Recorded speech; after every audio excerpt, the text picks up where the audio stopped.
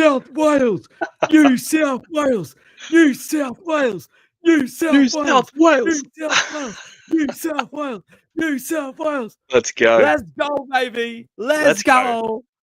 Huge win. What a start. What a start. What a start to Origin Series.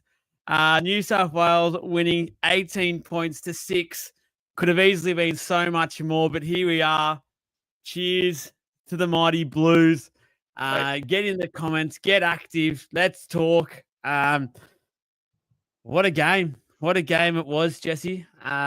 Incredible. Instant reactions. Let us know. And hang on, let's just Here have he a is. moment. The big boy showed. Well done. Love it. Jesse, reaction.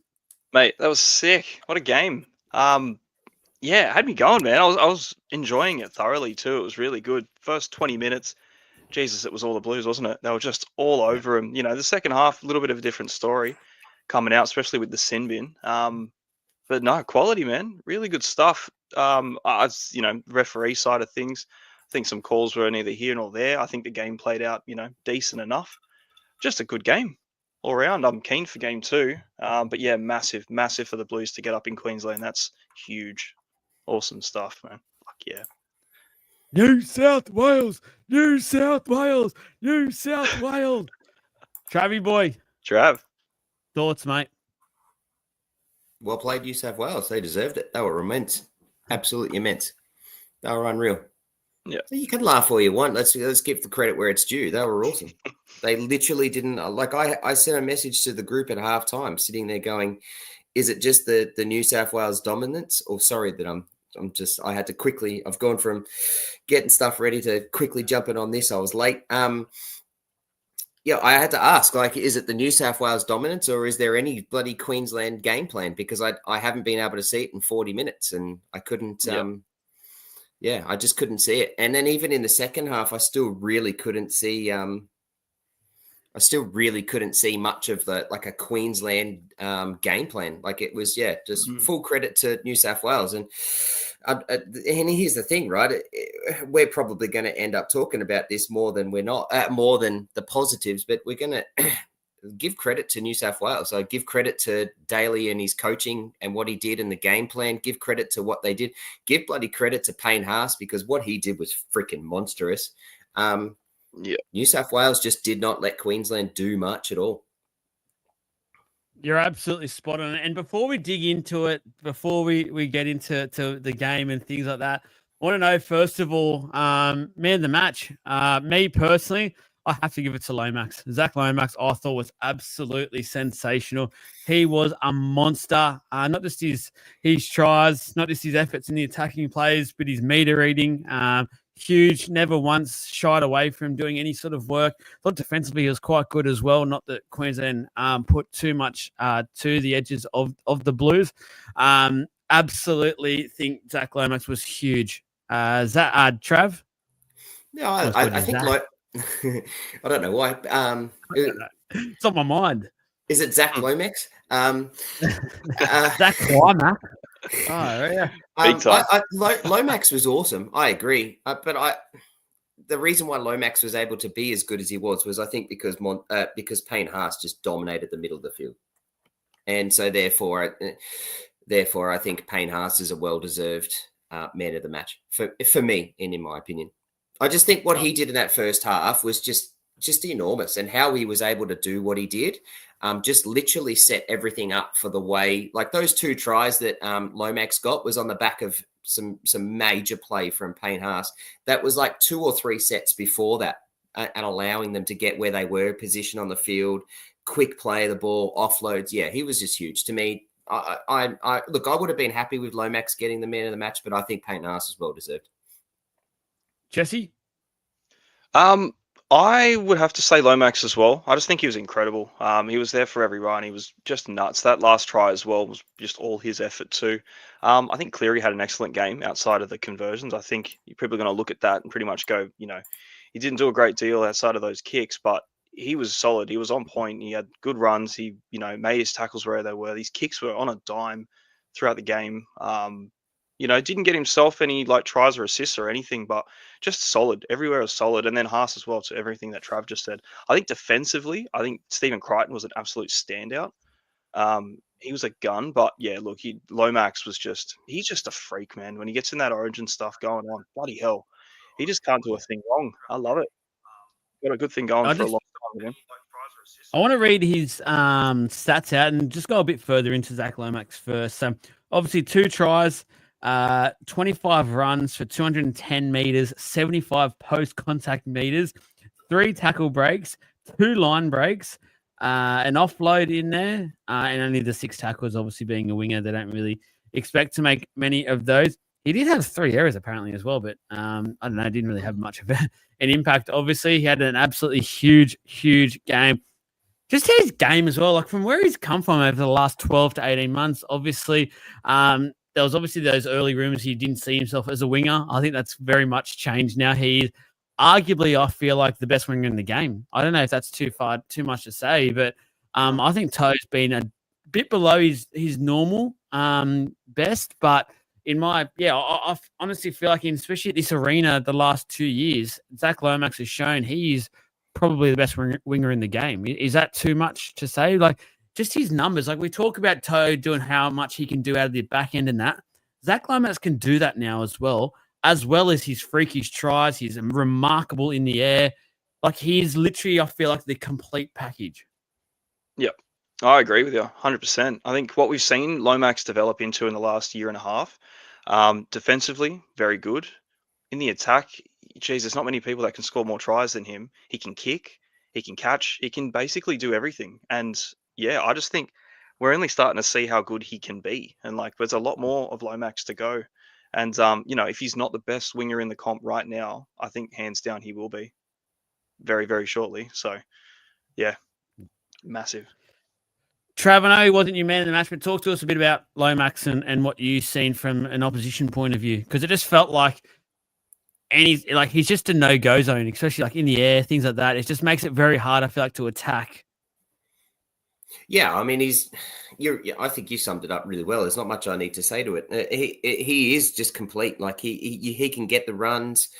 You can give him he can get every catch. He's got all the 20 odd runs in him for sure, without any sort of, doesn't look tired over the 80 minutes. You can put the ball above his head. He's going to make a contest. If he's not going to get it, he's going to at least contest it to give you a chance to score, or at least make an error of some sort. Even on the wing tonight, defensively, we all talk around what's Lomax's weakness. It's his defense, and on the wing tonight, he just looked strong. Defensively, he looked really good. So if anything, like tonight, he's shown that he is the complete package. Do I agree with you in terms of the best winger at the moment? No, but Jesus, it's a hard argument to make. I actually think right now Xavier Coates is the best winger in the comp, but I think it's a hard argument, and I'm happy to go either way. I'm happy for someone to make an argument and fight for Lomax to be number one. I think it's a good argument because they're both freaking incredible. I don't want to argue with you about that. I want to celebrate at the moment. So I just think at the moment, Zach Lomax has shown in the biggest stage of them all on a number of occasions now that he is the best of the best at the moment. So I think he's just done a drop the mic moment tonight and undisputed champ. So I think Xavier Coates is right up there, very close behind. To be honest, I'd probably have Xavier Coates ahead of To'o at the moment. So that's where I'd probably start to rate those 3 up against each other, which I feel like even 6 months ago, you'd be crazy to say To'o's that low. I think that's just where things have got at the moment. We're going to go in and talk about things all over the shop. I feel like tonight's episode is going to be a bit all over the shop. Everyone's in the comments and stuff. We'll just go wherever you guys in the comments want us to go. Ask us questions, go your thoughts, things like that. James has obviously put up here. He thought Latrell's defense was poor. Felt Queensland should have exploited it a lot more than they did. Asked for thoughts from Trav. Trav, what are your thoughts? Obviously being Queensland, surprised they didn't go over towards Robert To'o a bit more. I actually, to be fair, I thought To'o was pretty awesome. So I have absolutely nothing negative about what he said. I don't think he made one bad decision. I thought he ran hard. I thought he did a really good job. I think it's a fair point. I don't think Latrell was great tonight, to be honest. And I was really excited to watch what Latrell would do. I thought the drop, the fumble off the Nanai tackle was immense. And to be fair, in that sin bin, we literally didn't. Oh, sorry, that sin bin from To'o, we couldn't do anything. We just couldn't get a score, and it was one magical thing that Nanai did for us to get a try. Like that's where we were at, and this is how the game was. Nanai does that, and Latrell actually, I thought defensively stood up after that. I thought he did a really good job against Nanai. I thought he's handled Toya really well. So, yeah, I don't think across the board he was great. I think we could have exploited it more, but at the end of the day, Mitchell is a gun defender too. So, like, it's hard to say we should have exploited it or could have exploited it. I actually think our whole spine was the reason why we're pretty crappy tonight in terms of the way that we played. It's pretty hard to get it out to the edges to exploit things like that when DC and Munster don't really do much for the you just couldn't. We couldn't exploit it.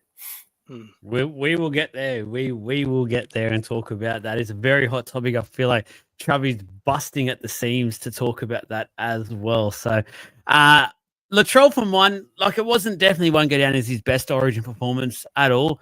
Did have a couple of moments there, an error or two in his game. Nano was going out for him a bit. I thought Nano actually played quite well for Queensland, if I'm going to be honest about that one. So I think he helped sort of nullify a lot of Latrell's presence, which I thought was great. And as you said, I thought Toya did a pretty good job. I sort of wanted to more sort of just talk about the fact that Stephen Crichton, is he just not head and shoulders above any other centre in the competition for a long time now? Like I have him now up there with the GIs, the Hodges, that sort of a player at the moment. Like he is sensei, and I'm obviously attack wise, we didn't see a whole heap tonight. We saw enough, like his little silky passes, drawing pass, try, things like that. But his defense, especially, like he was going up. He'd be in those passing lanes to stop. There was often overlaps, but Queensland just couldn't get there because you've got Stephen Crichton in the way. Jesse, I just think, yep. He's right up there at the moment. He's one of the best players in the game. Yeah, positionally, 100%. I think we've kind of known that about Stephen Crichton since like early Panthers days too. But just like this guy's a freak. He's a talent. Easily one of the best defensive centers in the comp, hands down. But I think when he gets on a big stage, and you saw it in all the grand finals with Penrith. You saw what he's done to the Dogs as well. How he's turned those guys around massively. And then you put him out there too. You just can't fault his game.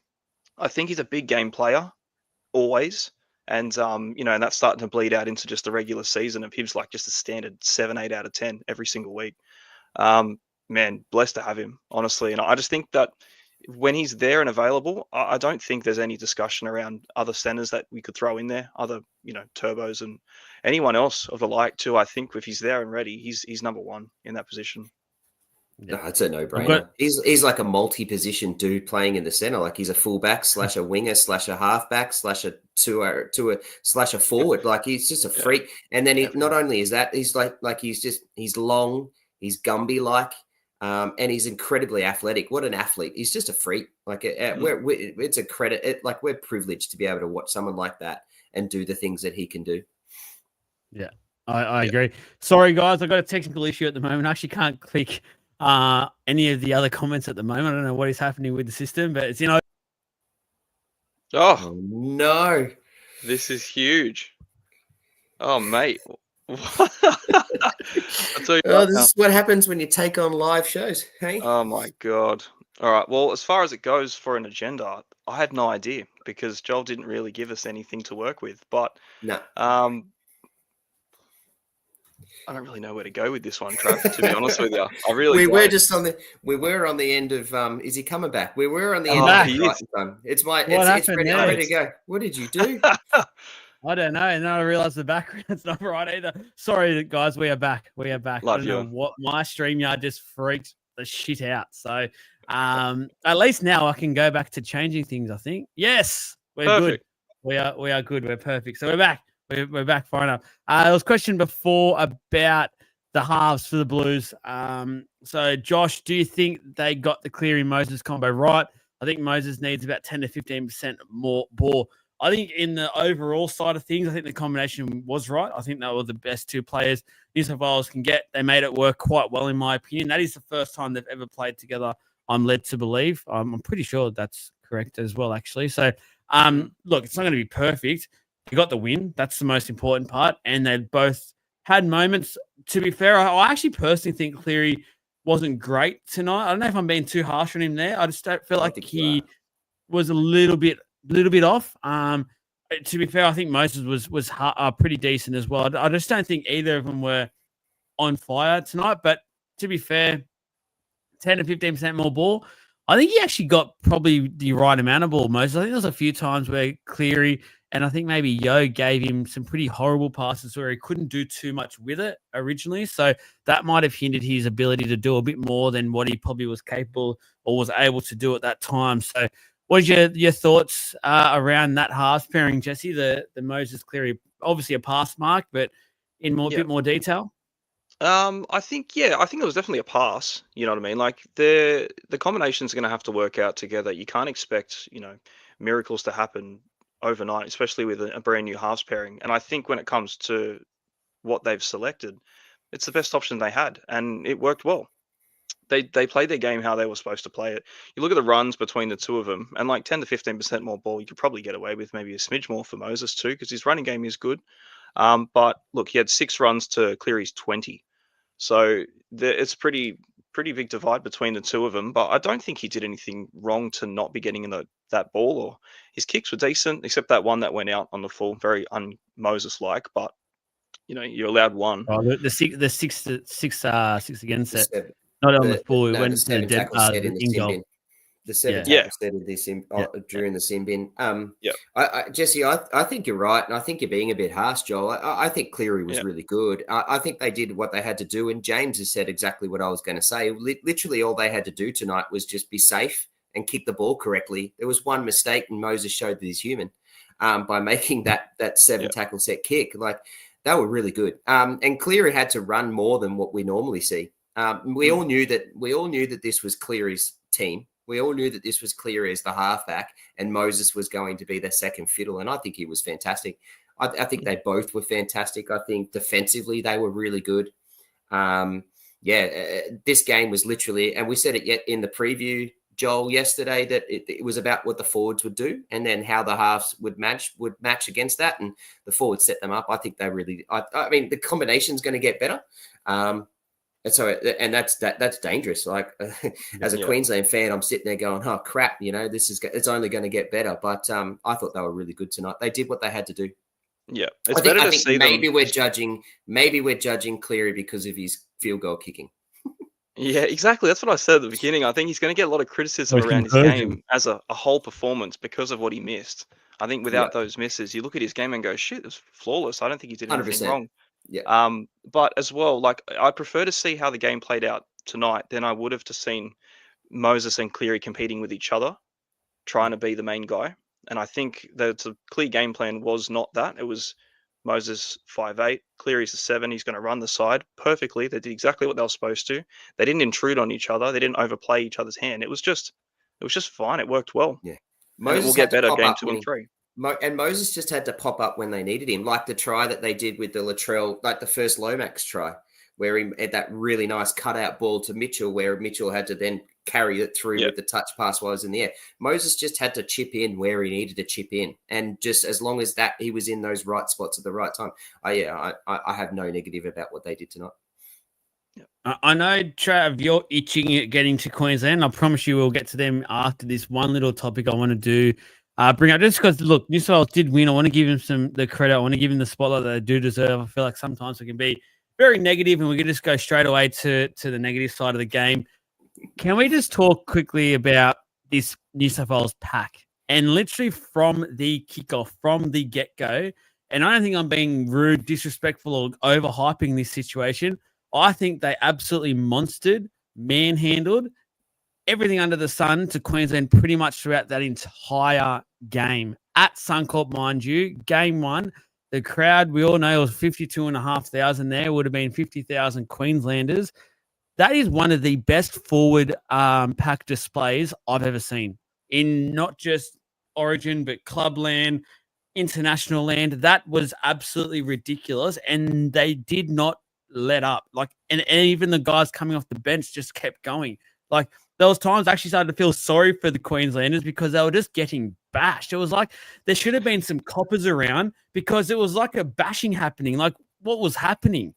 Trav, have they recovered, your Queenslanders? Because I felt, were you sitting there? Were you feeling it as well? Were you feeling like, oh crap, hang on, like we are getting the shit bashed out of us? Oh, have I not just said that? I think we did really well. I actually think we did well to withstand it because, to be fair, New South Wales should have won that game by a lot more than 12 points. And so defensively, I think we handled that, stood up really well against it.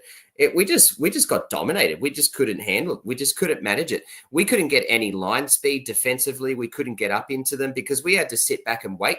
Like, we literally had to sit back and wait and then link arms so that we could manage tackles to hold these guys down. Like, we just couldn't get anywhere with it. And, whilst we were getting 30s and 40s, and like I was literally typing notes through that whole game. And the constant note was Queensland getting 20 and 30 meters and in sets and New South Wales getting 40s and 50s. Like, and over and over and over again, that 10 and 15 meters that the New South Wales were getting further on just adds up over and over and over again. It was just, unlike last year, that dominance resulted in a beating, whereas this year we sort of withstood it. But we got owned. We literally just couldn't get off the line. We literally had to hold back and keep it. Yeah. In Jesse. Yeah, I think display that was guns. Yeah, absolute guns. And I couldn't fault one of them. There was not one forward that we had out as well that did anything bad. Like, Haas was immense. Barnett was very good. Max King was very good as well. Yeah. Really, really solid. I'll apologize. Maxi King, we believe in you. Yeah. I don't think you don't need to apologize. I don't think that's an apology needed. There was never a doubt what he would do. It was just about that we thought that there was better players around. Of course. But no, look, to his credit, great game. Seriously great game. He did everything right. I think, Lenu impact was solid.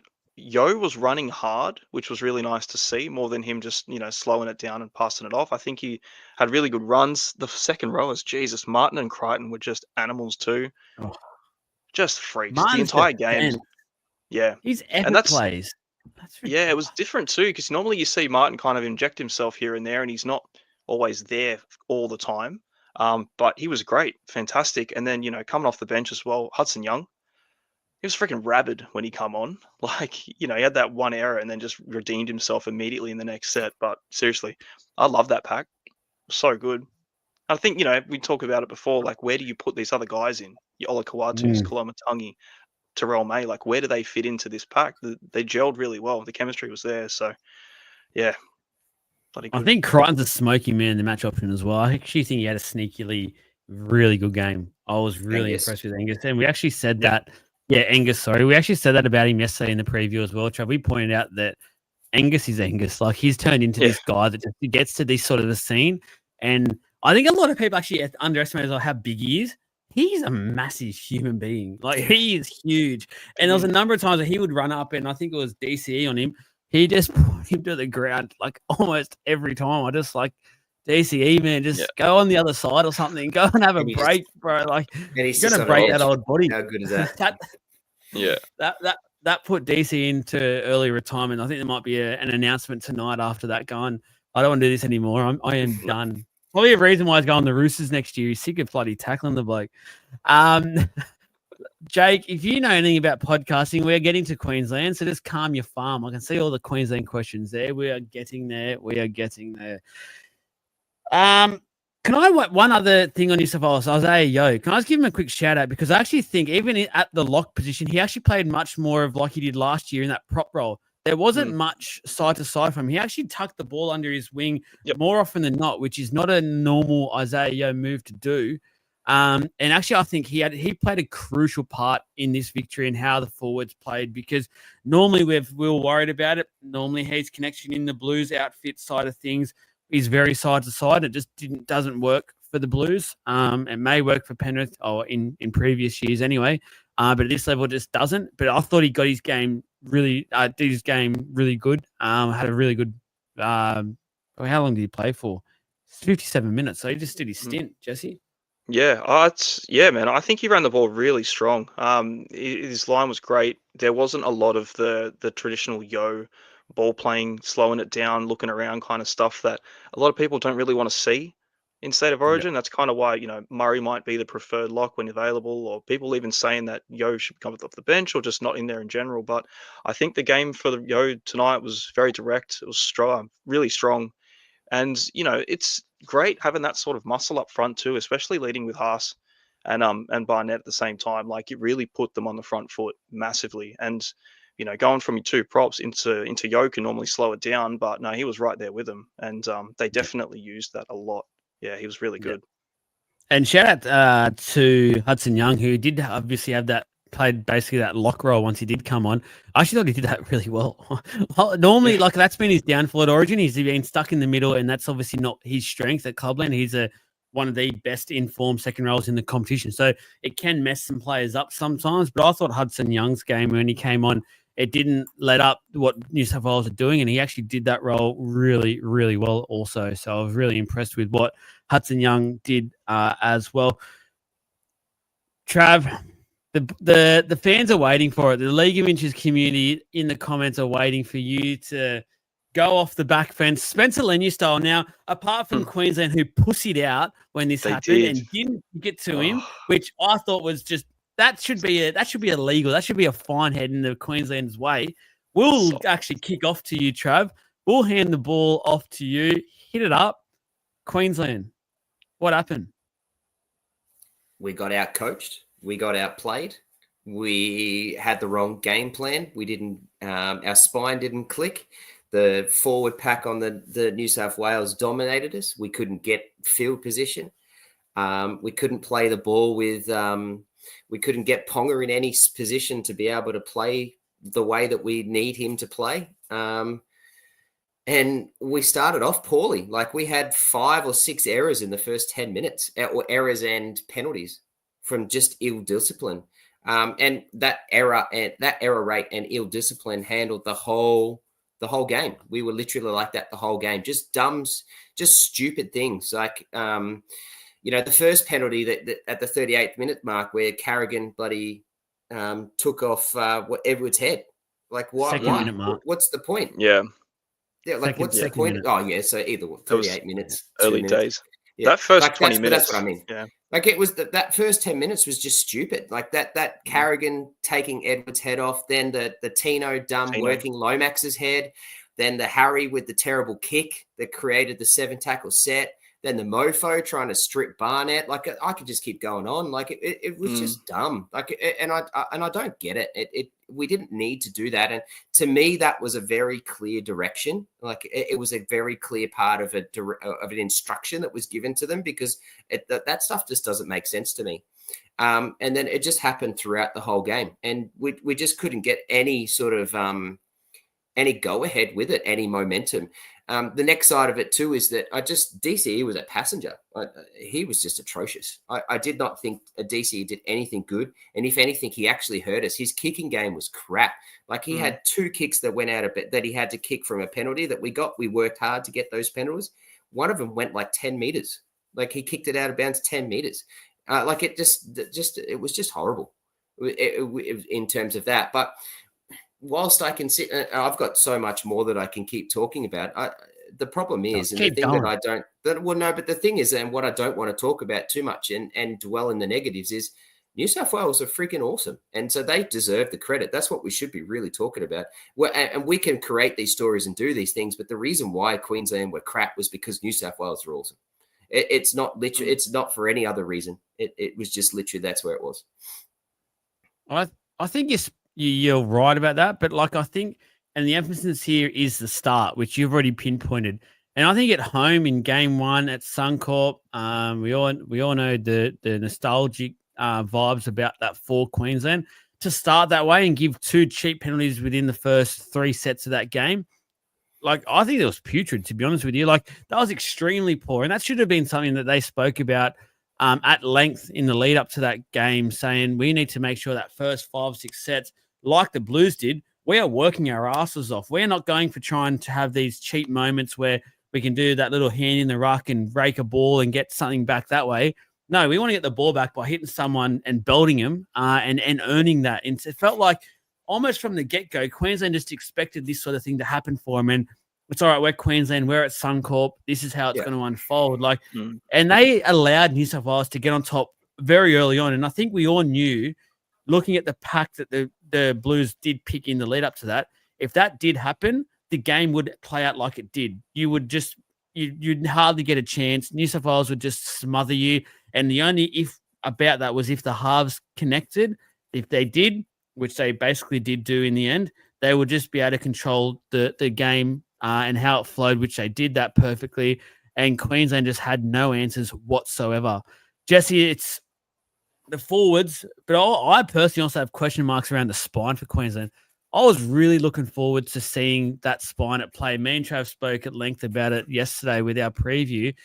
If you're giving a rating out of 10 for that spine effort, I'm not even getting up to a 5. Like, I don't know if that's too harsh, but I don't know. I can't do much for him at all. I don't even know why you're even thinking about 5. Like Yeah. it would be a 2. Nothing.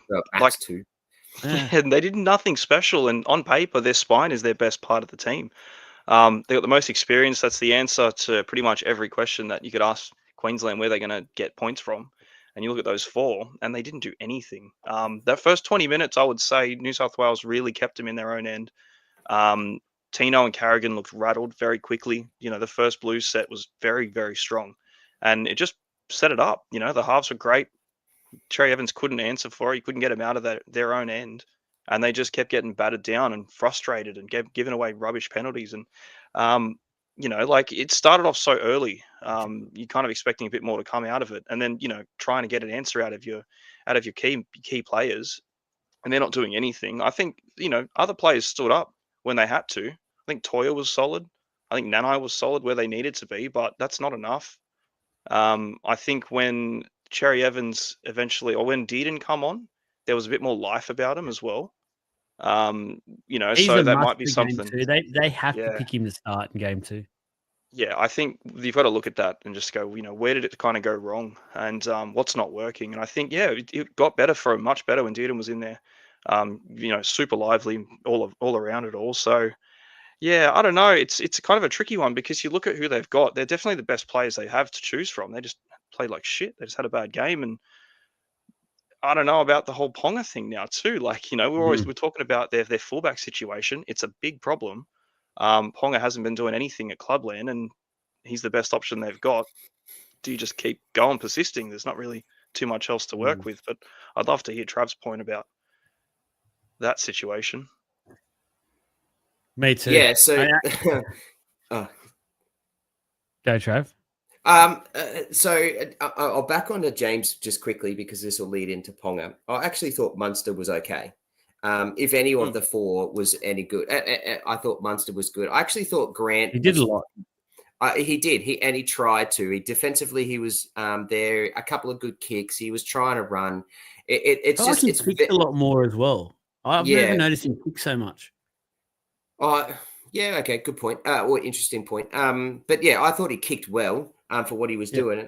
He just, again, for him, there was no go ahead with our forwards. We just couldn't get the meters. Like I said, we were only getting 20 and 30 meters. So Munster's not able to do as much. You know, when the ball's rolling, like one thing that the Storm do well is that, and why Munster's so good is because the packs get the ball rolling 40, 50 meters and it's quick play of the balls and then Munster's on the run. He couldn't get that today. So we just got dominated. So he was trying to do what he could. I thought Harry Grant tried to do some really good things. It was just that no one was with him. Like often in that first half, he would go really quick, play the ball, off the play of the ball. He'd pick it up and just run. He did that 4 or 5 times and got at least 10, 12 meters. And we looked good, but then it died. Like as soon as he takes the tackle and it goes down, the whole set just stops. Like, and then it's slow again. And we couldn't get anywhere with it. And so I thought Grant was good. I thought Ponga tried. I thought Ponga was where he had to be. I thought Ponga was lively. it was just that we couldn't put him in good positions. We couldn't get numbers with him.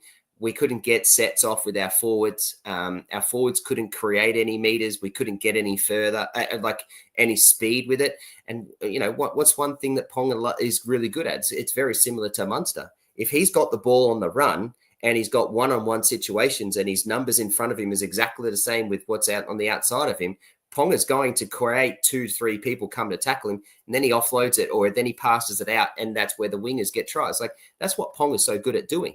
We just couldn't get that run. We couldn't get out there with it for him. I don't think Ponga was bad. We just got made to look really bad because of what the not dominance of what New South Wales was doing. I think Ponga is a lock for fullback. That's not a change. He has to do it. I'll repeat it again. I think it's literally the coach. I think the game plan was really poor. I think Billy just came in with. I think he's got players playing in the wrong positions. I thought Val on both the Lomax tries was well out of position. Defensively, he was well out of position and got lost. And that's only one cause of where it was. I thought Val, offensively, ball carrying was pretty good, but defensively he was atrocious. He was out of depth in that arena, and that really, I had that issue with that. I understand what you're saying about like Ponga and things like that, but my big question mark there and my big concerns around from a Queensland point of view, to be honest, I hope you keep going with what you got, because I love it from a Blues point of view, selfishly, because my big problem with this, and when you come into the Origin arena, you need to be picking players who are in form, are showing something. And my biggest worry about this coming into it was Ponga's form for the Knights. And everyone kept saying, yeah, but it's for the Knights. He'll come into this arena and he'll be a different Ponga. And if I'm being brutally honest here, I didn't see anything different to what I've seen all year so far from Ponga. Like, I know you're suggesting they didn't give him too much, but are we going to keep saying this excuse for Ponga? Because we haven't seen anything all year now. He's a $1.4 million player or something, and he's had a lot better players around him tonight, and he still couldn't do anything. And for mine, DCE, I don't know why he's talking about going for another 2 years. After what I've seen tonight, he'll be lucky to get through the end of this year, and he's done. If I was the Roosters right now, watching what I just watched from him and what I've seen this year so far, I am very much pulling out of whatever deal I've already got on the table with him. Hopefully nothing's signed, and they can do that. And I'm going all in on people like Savalas, Smith and stuff. That's for Clubland. But for Queensland, I'm putting Dearden in straight away. He can be my halfback. He can literally organise his team. He's ready for it. Give him the reins. Let him go. He was the one doing. And I know people say, yeah, but people are tired. It's easy to look like that. Yeah, it is. But at the same time, we've seen Dearden play that basically his whole career now. Like, he's gotten so good over the last 2 or 3 years playing that style. He's not going to change that. That's him. And if you can link him with Munster, their energy, their vibe coming up, it runs off on the team. The team picks up on that. Like, I didn't think Ponga or DCE tonight gave those Queenslanders any sort of motivation at all. They didn't do anything to go, oh, let's get behind them. Let's do this. Like, I just feel like they're both really, really average and have been all year. Jesse? Yeah, I agree. I just didn't see anything out of him. And you make the point about Ponga, like, he has done that every week for the Knights, and we kind of just go, oh, it is the Knights. And again, I think we even said it ourselves that, this is going to be different Ponga. It's very much the same thing. And like, when you get to the point where it's like, well, you're meant to be the man, you're the fullback, you're the superstar, break the game open like you're supposed to. Like, that's kind of what you're meant to be there for. We look to you for an answer for something. And if you're saying like, oh, he doesn't have support, he's not doing this, he's got, he makes 20 runs a game and all of them are ineffective. It's like, well, whose problem is that? Is it his, or is it the team around him? Like, you got to start looking at that kind of thing. But yeah, it was just disappointing. Not from myself and a Blues perspective. I think it was great, and I hope they keep playing like that. But just for their own side, I just think, I don't know. It's I don't think it's something that can be answered within the next 2 weeks, unfortunately, because the questions have been there around them for the last 8 individually. So, yeah, I don't think it's going to be too much of a difference unless they do shuffle the team around. And there's been some comments coming through about this. For mine, Hammer had his quietest Origin game so far since he's been in Origin. Yep. I need him involved a hell of a lot more. And honestly, like, is it too far out of the stretch to say perhaps? I know Walsh isn't back. He won't be back, I don't think, in time for game 2, so he's no chance of being there. But if we're saying make changes, do things like that, is it too far out of the question, Trav Hammer to fullback for Queensland? Yeah, my opinion, yes. Hell no, do I want Hammer to play fullback? Why's that? You Because want him involved. I think but he didn't get involved because we were shithouse and New South Wales were great. Like, no, I do not want Hammer at fullback. Ponga, I think Ponga is going to be fine. It's just we've got to work out the way that we play and the game style of what we've got to do. It's as simple as that. And we've got, I think, first of all, what we need to do is speed the game up. And Harry Grant tried to do that, and Harry Grant needs to keep doing that, but someone needs to go with him. So then the next part is that's where we then get Dearden, and Dearden needs to be the halfback, so that Dearden can then set the ship, so that Dearden can get the play to run. Because one thing that he's good at doing is running. Like, Dearden's a good runner, and he likes to play at fast pace. So that he can get that ball moving much quicker. It's exactly what you guys said when Dearden came on, and even though he came on as the 9, and to play as the dummy half, he was continuing that really fast play that we needed, which allowed everyone to be able to start playing the ball and moving much quicker. And so I think DC's got to go Dearden straight in for that. That I think will just change everything. I also think that we need to, whilst I don't think he was bad, Mofo was a bit of a passenger. I think he's better off coming off the bench as a pinch hitter. I think we needed to make some changes. It dumbfounds me that Fermor only played the last 16 minutes. That messes with me. I just don't get it. So I think Mofo off. I would be making these changes straight up and going Mofo off. I'd be putting Carrigan straight into the pack. I'd be putting Cotter into the 13 because then I can also hide Cotter a little bit because you could clearly tell that one of the game plans that New South Wales had was target and who they wanted to target defensive. So as in with their ball carrying, and Cotter was one of them. And so I'd be putting him to the 13 to try and hide him a little bit. Carrigan in the pack, and I'd be getting Fermor on the edge. And I just think that allows us to be so much quicker, so much more effective. And that would change. And I think that would be a massive difference to our team. Just those 3 simple moves. Well, literally the changes I was about to mention. So I actually agree with everything you said.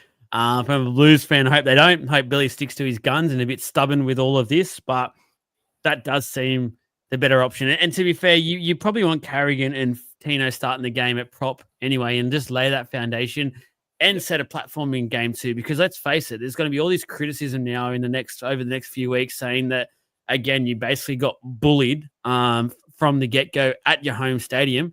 You've got to step up. And to be fair, probably those 2 are the ones that you can see putting up a bit of a fight. Now, to be fair with you, I think they both resorted to quite grubby tactics from a very early part of this game, which I didn't like. I just thought, again, that's a cheap option.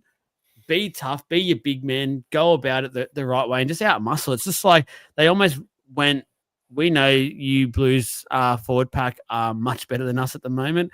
We need to try and go out of our way to get the leg up on you. We will resort to whatever sort of tactics we want to. And it just backfired. It backfired terribly because it just gave the Blues a leg up straight away. So any other change you'd make for the forward pack there, Jesse, or anything you don't want to see from a Blues point of view? From a Blues point of view, I think the only way that Queensland can really muscle up and go toe-to-toe with the Blues is if they do run Carrigan and Tino as a props. I just think it sort of, adds that bit of muscle to that middle there for them because at the moment, they're going to just get walked on. Cotter probably has to go to the 13, I would say. Fermor has to start. Pretty much everything that Trav said, it's what we spoke about even in the preview. And I was kind of expecting changes to be made before the game started too, and it was wild that nothing changed at all. Because I thought they were pretty obvious changes that they should have done. But yeah, just their bench rotation too was weird. I think it game 2 should be very different. I think even just the lineup that Trav suggested, if that's not where it goes to, and if it's the same, I'm just like, it's going to be the same game again. They're just going to get run through again. Like, it's pretty Horsburgh's a clear. must, and Chris just came Oh, through yeah, with that. true. Horsburgh's a 100%. must. Forgot about him. I'd Forgot have all him on the about him. bench. I'd bring him on after 20, 25 minutes and just let him keep going. And he Yeah. could turn into sort of what I guess I know Hudson Young didn't do as many minutes, but honestly, if you brought him in then and it just kept working for him, let him go for as long as possible. And then if you needed to the last 10 or so, you'd take him off. But it's like he's in that form at the moment. He's in that style where you'd probably just go to Horsburgh, just go for it and just see what Yeah. you could do, because I think he's a must. And for me, I'd probably name him instead of Liero. I don't think Liero did much at all, to be honest, tonight, or didn't provide too much. Solid at best, but I think Horsburgh's just been in better form for the year. Horsburgh's a more dangerous player where I'd rather, from a New South Wales point of view, versus Liero over Horsburgh. For me, that means for Queensland, you select Horsburgh over Liero. That's just for my simple logic. Yeah. You'd probably, you could even get away with starting Horsburgh and At Carrigan lock. as the props and leave Tino at 13. Yeah, you could. I just want Tino in the thick of it, in the middle. Like I really just want him in there. That as simple as that. But I'd just be telling him, pull your head in and don't do any of the stupid shit you started off with. It basically. I thought Liero was good. I didn't think he was bad by any means, but again, he was just like you said. He was just that plotter, solid. Didn't make a mistake. Laid his tackles. Did his good runs. But didn't get anywhere with it. Horsburgh's different. Like he adds. He's probably better than Collins. Yeah, 100%. He definitely was. I'd take Collins off. But Hors allows attack. Hors adds aggression, that mongrel. That it's something that we needed to sort of fight up against that. And James is right. Yeah, unfortunately, he does and is prone to mistakes, but. I would rather him making mistakes that he's playing and trying to make aggressive moves than do what we just put up again. Yeah. Like you still made your mistakes. At least get someone who can do something with it. Yeah. Yeah. Daniel just came in and raised the point, obviously, in the Channel 9 post game. Did anyone else think that was an ordinary game? Joey just said it was a good club match also. What are our thoughts? To be honest, I actually I feel like that might be where Joey might be being overcritical on the Blues. Like, I actually think, and I do agree with what Trav said originally with his points, that New South Wales didn't allow Queensland to play well. And I think that's a credit to the Blues. Like, I actually don't think that was a bad origin at all. Like, yes, I'm obviously hyped up. The Blues win, jumping around the lounge room, having a yeehaw, things like that. Like, awesome. But I think it was good. Like, that was a good old-fashioned one team got over the top of the other and were relentless with it. Like, it was just a very, very good team performance where, unfortunately, the other team, because of that other team being so good, weren't able to do too much. I don't think that generally means it was a bad game at all. I just think that means one team was really poor. Like, I don't think it was a bad game. Jesse? Yeah, I don't think it was a bad game. I just think if you're looking at it from like a neutral outsider perspective, it wasn't the arm wrestle, flashy, the 50-50 contest that both teams are in it kind of thing. I think the Blues are always ahead. And I think he's been a bit critical. Probably wanted to win by more, but it was just one of those games. It was more one-sided than anything else, and Queensland had their moments here and there, very few of them, but it wasn't bad. It's just been from neutral. I'd say there's probably better spectacles than that. I'll give a perspective on that. I thought Joey Johns was terrible commentating tonight. I found him quite boring. I thought his takes were atrocious, and I did not enjoy him as a commentator. And I wanted to flick back to. I would have listened to Kevin Walters over that. And there's a big call because Kevin Walters is an atrocious commentator too. But on a side note, I thought, and Chris has kind of said what I was going to say. I thought the first half was entertaining. I thought it was good. I thought it was an arm wrestle. I thought, but New South Wales were literally just flogging the arm wrestle down and winning each time. Like I thought the second half, the only way Queensland were able to slow New South Wales down. And I said to my wife at halftime, I said, this is going to go two ways. And it didn't go either way. But I said, this is going to go two ways. Either Queensland go all out here and get the game back on and get the game close, or New South Wales, even with the sim bin, dominate and blow this out. And unfortunately, it kept it dirty. And because Queensland found a way to slow the play down, stop New South Wales's run. The forwards just didn't have as much go ahead as what they had in the first half, and we had to sort of dirty it up, and that's why the second half was not as entertaining with how that went. So yeah, that was kind of why it was a tale of two halves, in my opinion. Yeah, Daniel, who was our 3-2-1? Well, we gave our man match right at the start of this one, but I do a 3-2-1. For me, I probably would have gone Stephen Crichton for one. But defensively, he was just an absolute machine. That was a ridiculous outing by him. Payne Haas for me 2, Lomax 3. Jesse? I'll give Lomax 3. I'll give Cleary 2, and I'll give Haas 1. Trav? Yeah, I got Haas 3. I've got Crichton 2, and I got Lomax 1. I think we all did a very good job. And guys, I'll go and I'll look at the numbers for Supercoach as well. See who's got to come on the podcast next week in their opposition colours, which would not be great at all. It'd have to be me, because I Hammer think did absolutely nothing, and Carrigan was mediocre at best. And I don't even remember who the third guy was. Munster. Lomax carried Munster. carried me. Yeah, Lomax I think carried you. I had Val Holmes do worse than Hammer. Crichton and Cleary, though, I'm happy with their games. Holmes had heaps of runs. I think I had Tino as well. Yeah, Tino was all right. Grant did Tino nothing, would have I been felt solid. like. Yeah. We'll see. I'm Maybe interested did because a few tackles. I had a look at the Fox Sports numbers and they didn't have Supercoach numbers in there. Can I just Fantasy too? So can I do a shout out? I'm really glad Daniel's just come up on here. I actually thought, and I like what he's done. I wouldn't give him a vote, but I really enjoyed the game. And so maybe I'm going to give a bit of credit here to the coaching for this, but I thought Nano was immense today. I thought defensively he was fantastic and he really kept them in check. That massive tackle on Mitchell was our only try, but that was huge. And I thought his aerial dominance through the middle, that was a clear game plan. Like the amount of kicks that Munster did, that's probably why, Joel, you're saying Munster kicked a lot more, because he actually kicked a lot through the middle of the field to give it to Nanai. I reckon there was maybe at least four, maybe 5 errors. I can count, I'm thinking at least 2 from Edwards of knock-on errors trying to catch the ball off a Nanai attack. I thought Nanai was incredible tonight. I wouldn't give him votes, but I think he deserves a shout out. He was awesome. yeah, he was good. And that tackle on Latrell as well. Just right when they needed it. You know what I mean? He was there. Big play. That was a huge play. Boys, do you have anything else to add? Anyone in the comments have any questions they want to ask? Anything else to add? Nah, I don't have anything else to add. I'm super keen for game 2. It was a great start, honestly. I genuinely think they can go 3-0. Looking at that, just, easy series, this one. Let's go. Trav, anything in your notes that we've missed? There's heaps, but we're at 55 minutes now. Let's go. We're done. We're done. Half 11 o'clock. Got to get up That's and work tomorrow, unfortunately. Some of us will have that a lot easier than others because we are coming off a win. Those Queenslanders, it's going to be a fun day being out and about tomorrow in Queensland.